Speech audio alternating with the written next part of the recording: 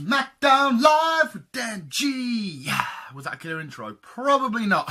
Hello visuals, welcome back to the channel. And today we have a SmackDown review, the first one I'm doing alone. As you guys would have seen, Chris did Raw yesterday. I'm doing SmackDown today. Basically, we thought, why do it on Friday night when most people know the wrestling, news? You take Tuesday nights, do Raw. I'll take Wednesday nights, evenings, and do SmackDown. But, yeah, let's kick off and take a look at how the show went down. Kicking the show off was AJ Styles doing a really strong, powerful promo. Really good promo. It made me believe that he was genuinely angry and pissed off. He's basically saying, where's my one-on-one? You had Elimination Chamber, you had Triple Threat, Battle Royale, come on, where's my one-on-one? But you've gone and given it to the guy that burnt down somebody's shed / house / burial ground for Sister Abigail. You haven't arrested him or sent him to jail out. You just said, hey, go on the main event of Mania, fight for the title. So quite crazy, but really good promo. And AJ come out throughout the entire episode doing little segments backstage and whatnot.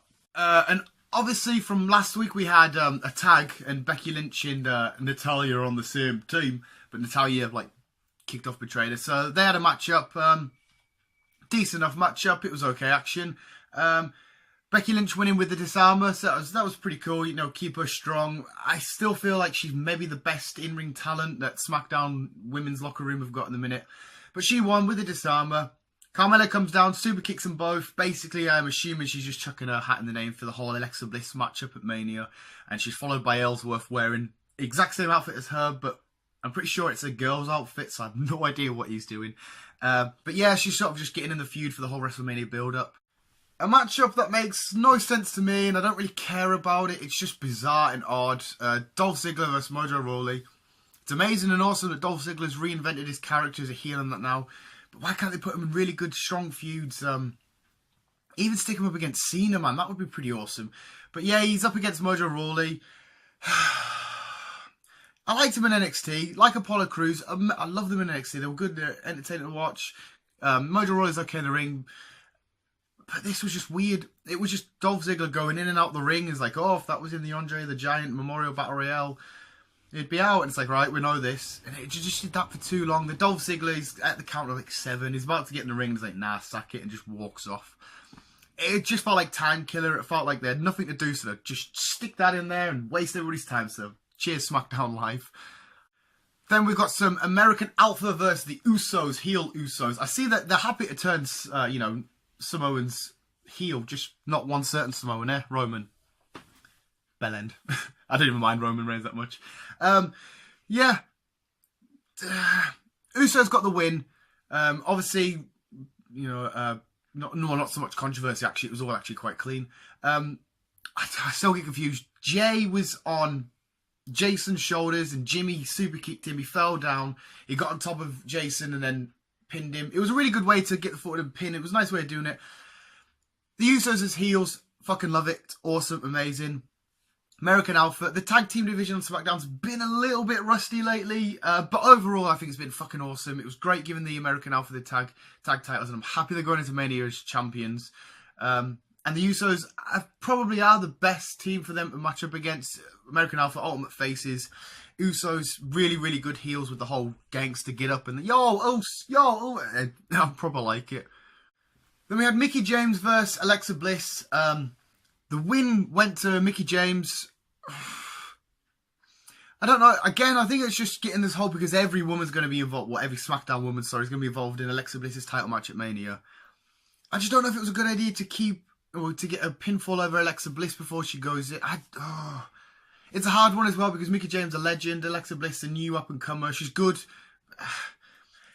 So I don't know how I feel about the result. It was a decent matchup. It was pretty good. There was no real shenanigans or anything like that. It was what it was. Another strong women's match to carry on the show. And we have an episode of Miz TV. Obviously, Miz and Maurice in the ring running their mouth. Maurice just happening to call Nikki a bitch again. Oh no, not a bitch. Cena's music hits, comes down. Obviously, love it when Cena's music hits. The goosebumps go up. I'll talk more about how I feel about this feud and this rivalry further down the line, but I'll just run down on what happened. Yeah, cut promos on each other, whatever. But then the thing that kind of made it all together, Daniel Bryan come out and he's like, listen, Miz, the way you make me The way you imitate me and my moves and stuff in the ring makes me want to punch you in the face. The way you take the mick that I can't wrestle anymore makes me want to punch you in the face. But I know two people that can punch you in the face, and he's like Cena and Nikki. That's it. It's set up for WrestleMania. Used to be used to. It could be good. It could be okay. I mean, I'm still going to kick out when Cena kicks out. I'm going to cheer when when he comes out. I'm going to give it all this and all this. I'm still going to get involved and enjoy it. I just don't know how I feel about it, but we'll talk about more of that in the predictions. But yeah, solid promos, I guess. Well, Miz and Cena are always solid promos between each other. I don't like the way they celebrated though when Daniel Bryan made it official, but it was Daniel Bryan that brought this whole little segment together and made it feel really awesome because of the way he was getting at the Miz. We have another little segment with AJ Styles backstage. He's talking to Renee Young. He's basically waiting for Shane McMahon to turn up to the building. Shane McMahon turns up. AJ's crouching behind the car, and that pure stealthy Styles. Hey, stealthy Styles. Can I get a selfie with stealthy? Shut up, Dan. He's waiting for him. He attacks him, and usually these segments backstage, just all right, bounce him off a wall, pretty gnarly.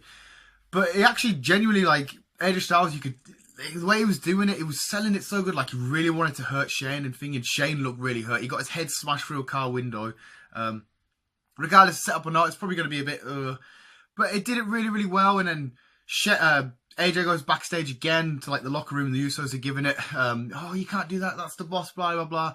And the best thing that happened all night for me was Kurt Hawkins was also sat in the locker room, and he's giving it, the camera just sort of kind of turned to him, but not too much, and he's like, you'll get fired for that, man. And then it just pans straight back.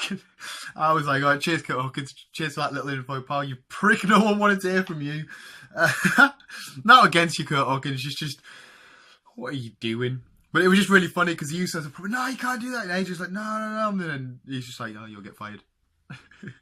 But AJ Styles carries on with out the locker room. Daniel Bryan stops him with the security and that. And he's like, AJ Styles like, what are you going to do? Fire me? Daniel Bryan turns and says, yeah, I'm going to fire you. Get out. So I was like, wait, what the fuck? Is he fired? Isn't that... What's going on here? But then Shane makes it back to the stadium, to the ring and that. He comes out with a microphone and he says, this is slightly after, but he says, AJ Styles hasn't got an opponent for WrestleMania. Well, he has now, and walks backstage. That's confirmed. AJ Styles, Shane. Again, I won't talk about it too much until we do a predictions or whatever. It might be okay, might not be. We'll see what happens. But so Daniel Bryan just fired him, but he's got a match at Mania. So I don't know what the hell's going on. And we have Mr. against Mr. Buzzards. Another little promo-y bit. Randy Orton's in the ring. Bray Wyatt's on the Titantron. In the burnt down shed / cabin / hut / crypt, whatever you want to call it. And it's the first time in a long, long time that I've been, freaked out by a Bray Wyatt promo. Usually they're just a bit nonsense now. You're going to be, I'm the eater of worlds and all this stuff. And all right, cool. But he actually, he's on about demons and stuff like that. And I was like, all right, you're going to have to calm the fuck down, mate. This kind of shit is not for me. It scares the hell out of us. But it was really creepy the way he did it. And then he gets Sister Abigail's... Well, they've already been burnt, and plus she's already been buried. So I don't know if they're ashes of her bones or whatever they were. But he basically just rubs it all over himself, all over his fingers. You can just see his eyes, and you're like, there's Bray Wyatt with a possible dead person's remains smeared on his face. And Randy Orton's giving it, what the fuck? He's looking at him and he's like, you're fucking weird, pal. But it was really good. Again, maybe it should be AJ Styles in this spot, and I don't think anyone can argue with Bray Wyatt. AJ Styles would be amazing. I still don't think people are going to be disappointed with Bray Wyatt, Randy Orton. It should still deliver. It should still be good. But again, I'll deliver that when we do predictions and stuff.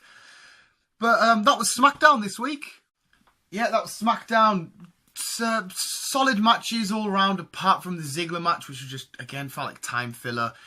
Great women matches, tag team matches. The division it's kind of hot going into Mania. Usos have picked up a win for and stuff, so we'll see what happens in the next few SmackDowns. Maybe more teams are going to get introduced or whatever. I don't think they've announced anything official for the tags.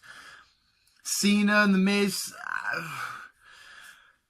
Again, we're going to have to wait. We'll discuss it. We'll discuss it in length together, and we'll get Chris in, see what he thinks and all that. But yeah, SmackDown was really, really good this week. Past couple of weeks have been dropping a bit, but it's picked it back up. I don't really want to mention Raw because that's now Chris's thing, that's his side of things. But I've seen both shows, and I think SmackDown did deliver a bit more, but I'm quite biased because I'm Team Blue. But yeah, that was my little review of SmackDown. Hope you guys enjoyed it. If you did, could you please leave a like and subscribe for more wrestling greatness. I'll be here, like I said, every Wednesday with SmackDown reviews. Chris will be here every Tuesday with Raw reviews. Plus, we'll have predictions every Friday whenever there's a pay-per-view. Hopefully you guys enjoyed. See you later on, visuals. A peace.